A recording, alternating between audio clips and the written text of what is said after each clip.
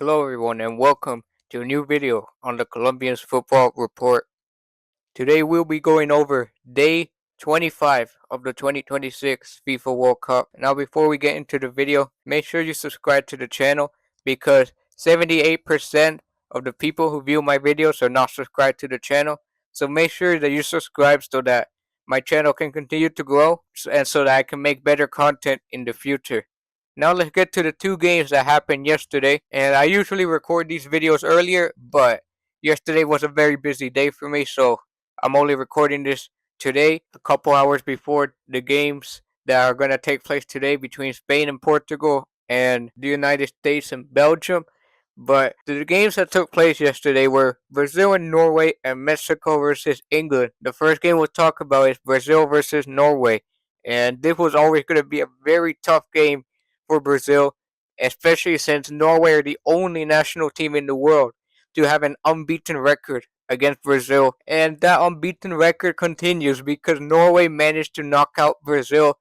And it was a shock for me because I didn't expect Brazil to go home so early in the round of 16. That hasn't happened since the 1990 World Cup when Argentina knocked out Brazil in Italy. And this is definitely a disappointing game for Brazil because I think that throughout the game they were probably the better team. They didn't have more possession.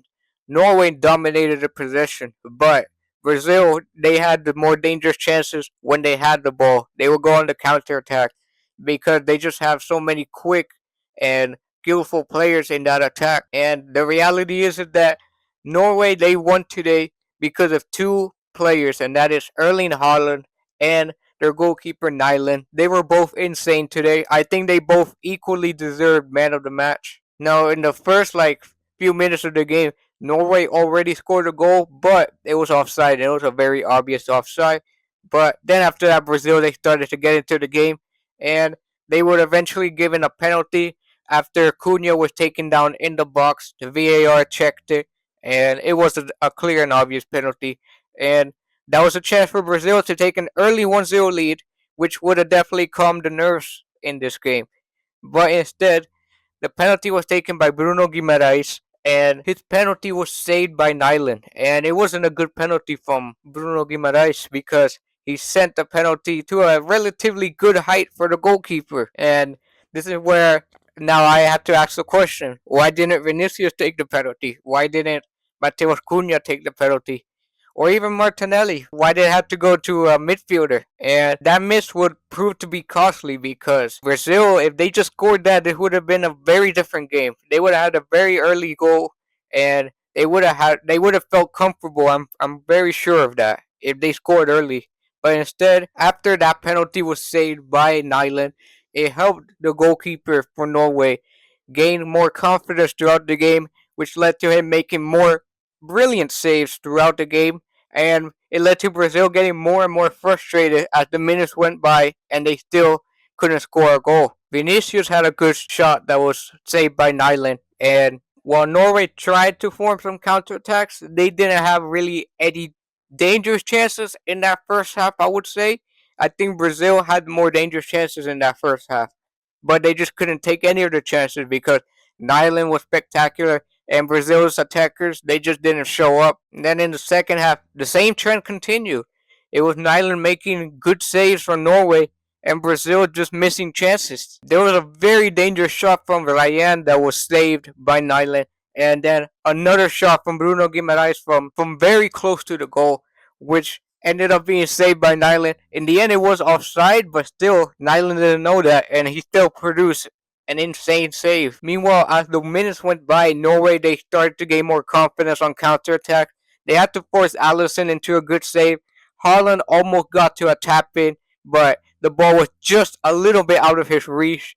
But Norway they were definitely going into the game as Brazil couldn't take their chances. And Brazil they even got desperate. They had to bring on Neymar, hoping that he would change some things, but he really didn't change much in the game.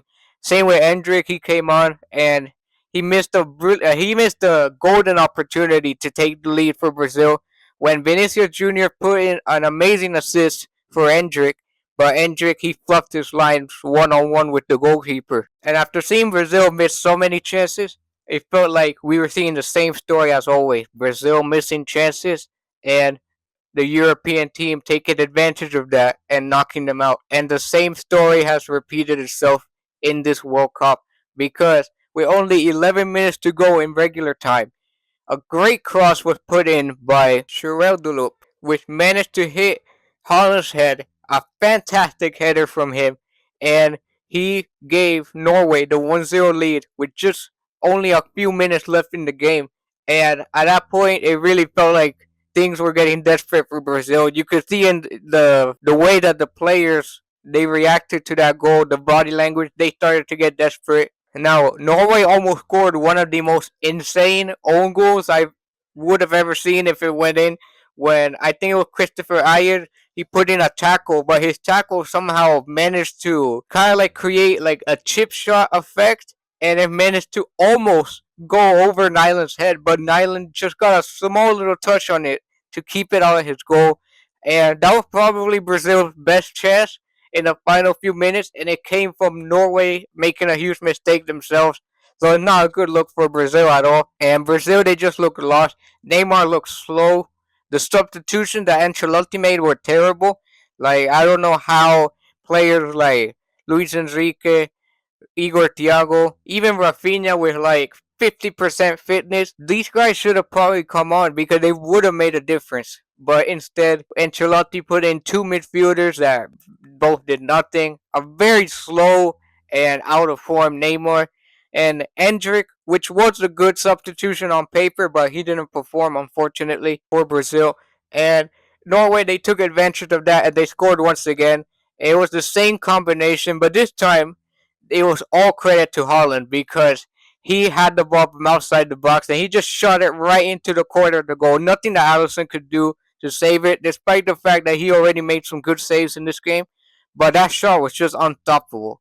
And at that moment in the 90th minute, Norway were 2-0 up, and it definitely felt like they won the game already. Granted, out of nowhere, Brazil, they did get a small lifeline when they got a penalty, and Neymar scored it. I guess that's like a goodbye gift to Neymar because it was his last game in the World Cup and his last game for Brazil. He already announced it that he's retiring from Brazil. So he scored in his last game in the MetLife Stadium, the same stadium where he started his Brazil career, and now the stadium where he ends his Brazil career. And despite the fact that they scored that, and despite the fact that Brazil still had a like 1 minute to try to create something, they wasted it because Casemiro just passed the ball to Nyland, and after that, Norway they just held on for the last few seconds and they won the game. And this is historic for Norway. They're in the World Cup quarterfinals for the first time ever, and with the way they're playing, they honestly could be favorites in their tie in the quarterfinals, especially since their rivals they haven't looked very convincing in this World Cup. Meanwhile, Norway they've been on a roll. It's already guaranteed that we will see one European team in the World Cup semifinal. And despite being a neutral, I would like to see Norway make the semifinals. I think that would be very cool. A country that really has no footballing history, and they're playing in their first World Cup in 28 years. So imagine they make the semifinals. That would be insane. So it could honestly happen. We just have to wait and see. But for Brazil, it's another disappointment. They have once again gotten knocked out against a European team. And with the way things are going, I expect Brazil in 16 years to get eliminated by the Vatican City at this point because it seems like all of Europe has now conquered Brazil when it comes to the World Cup. Now we move on to the second game that took place yesterday, and this was the game of the day yesterday because even though the first game was very good, it really didn't get going, at least goal scoring wise, until late on. But this game, from start to finish, it was just intense. You could feel the atmosphere. One of the best atmospheres at the World Cup for sure. And you could just tell that if England won this game, they were not going to win comfortably. And that's exactly what happened. They managed to win. And I think that was against the odds because I think many people, including myself, actually thought that Mexico could actually win this game because of the high altitude, because of the insane atmosphere, and because of the home advantage at literally one of the most historic stadiums in the world, the Estadio Azteca. I thought Mexico were honestly going to win this game. especially seeing how bad England played against the DR Congo. But fair play to England, they actually managed to win this game. But man, they really struggled in this game because Jordan Pickford, especially in that first half, had to make some very good saves. Raul Jimenez had a great header that was saved by Pickford at his near post. And Mexico, they definitely had more intensity in that first half. They were literally putting a lot of pressure on England, both the players and the fans alike. But despite the fact that Mexico were dominating both shots wise and possession wise, it was England who got the first blow because after they got on a counter attack, the ball made it out wide to Bukayo Saka, and Bukayo Saka, after dribbling inside, he put in a fantastic cross to Jude Bellingham, who managed to lose his marker and head the ball into the back of the net to give England the 1-0 lead against the run of play. And England really needed that goal, not just because it gave them the lead, but it also gave them a little bit of momentum to work on, because at that point Mexico had all the momentum in the game. But thanks to that goal from Bellingham, they were able to switch momentum a little bit for the next few minutes, and that will prove to be very crucial for England, because just 1 minute after they scored again after the teenager Gilberto Mora lost the ball.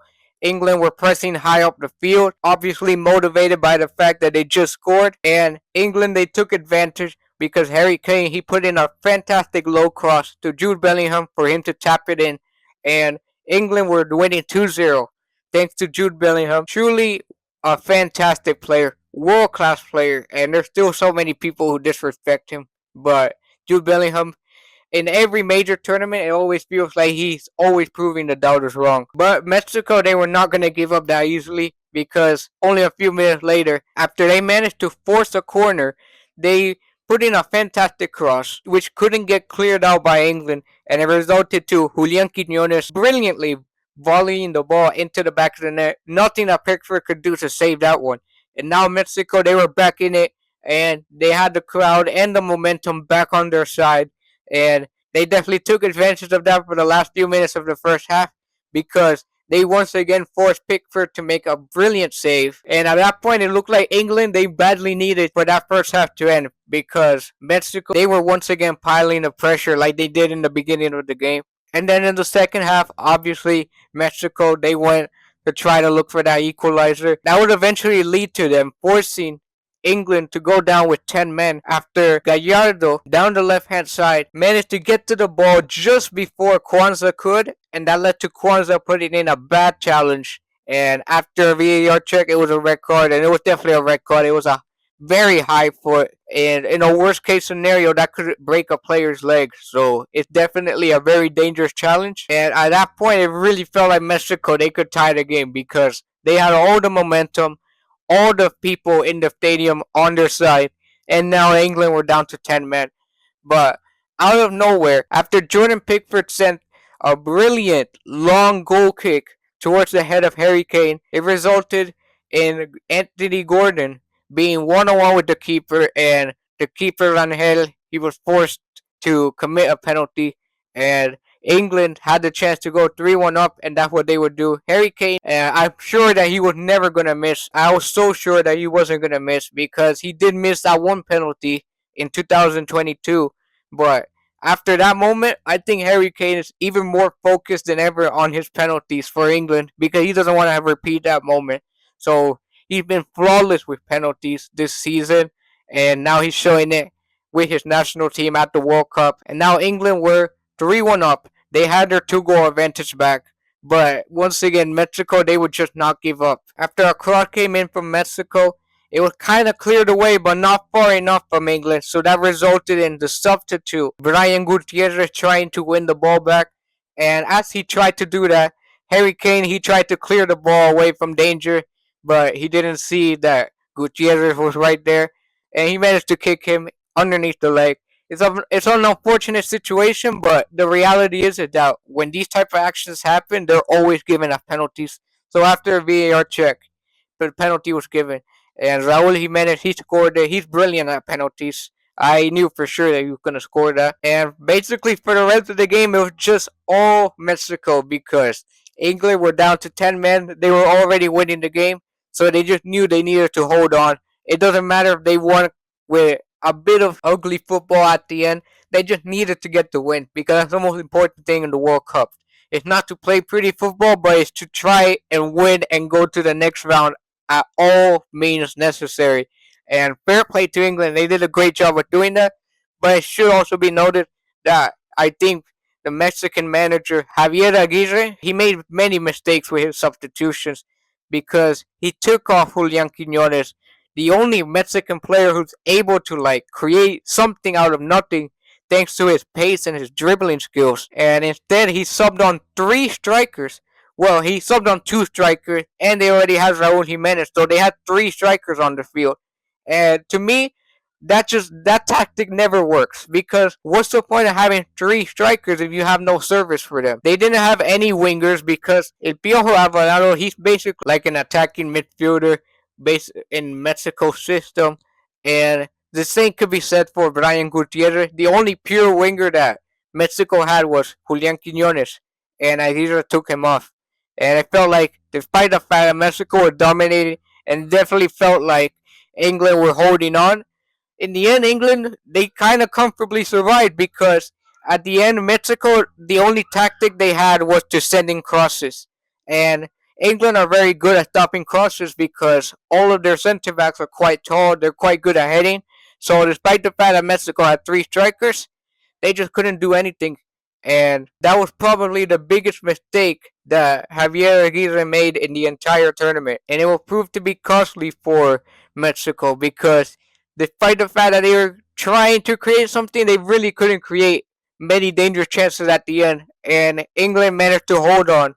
And they are going to go through where they will face Norway. And if you recall earlier, I did say that I think Norway are the favorites in their quarterfinal tie. And that's because they're facing England. And I think England, despite the fact that they won today, and they did a great job of winning today, I still think throughout the tournament they've been underwhelming.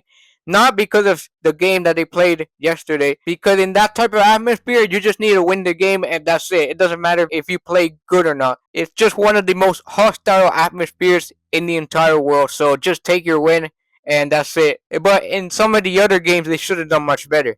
Like against Ghana, they tied 0-0. My national team, Colombia, easily beat that same Ghanaian team. They also struggled against Panama at times. They really struggled against the DR Congo. And while the win yesterday was very good and very impressive, there are still a lot of issues that England have. And I can see Norway exploiting it. And I low-key think Norway are the favorites to win that game. But still, England, they did something historic yesterday. And they became the third team ever to beat Mexico in the Estadio Azteca in a competitive game. Only Costa Rica and Honduras have done that.